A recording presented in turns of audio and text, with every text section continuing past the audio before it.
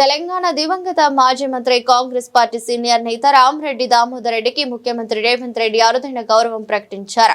ఆయన సేవలను చిరస్థాయిగా నిలిపేలా ఎస్ఆర్ఎస్పీ 2 ప్రాజెక్టుకు రామరెడ్డి దామోదర్ రెడ్డి ప్రాజెక్టుగా నామకరణం చేస్తున్నట్లు వెల్లడించారు.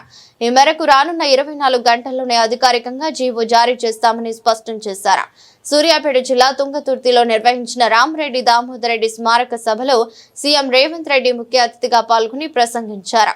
ఈ సందర్భంగా మాట్లాడుతూ నల్గొండ గడ్డపై గోదావరి నీళ్లు ప్రవహిస్తున్నాయంటే అది కేవలం దామన్న ధైర్యం, పట్టుదల వల్లే సాధ్యమైంది.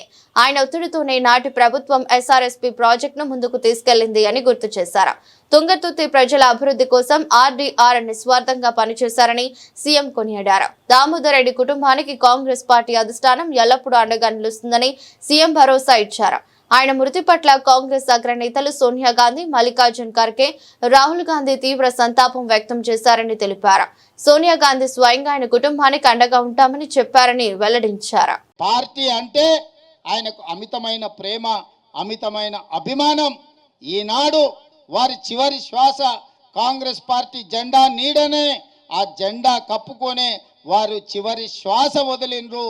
తప్పకుండా కాంగ్రెస్ పార్టీ ఆ కుటుంబానికి అండగా నిలబడుతుంది. తప్పకుండా భవిష్యత్ కార్యాచరణ పార్టీ చేపడుతుంది.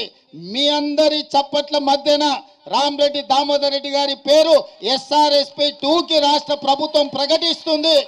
మీ అందరి ఆలోచన, మీ అందరి సూచన మేరకు ఈనాడు ఈ ప్రభుత్వం నిర్ణయం తీసుకున్నదని తెలియజేస్తూ, ఏది ఏమైనా దామోదర్ రెడ్డి గారు మన మధ్యలో లేకపోవడం ఒక విషాదకరమైన సంఘటన.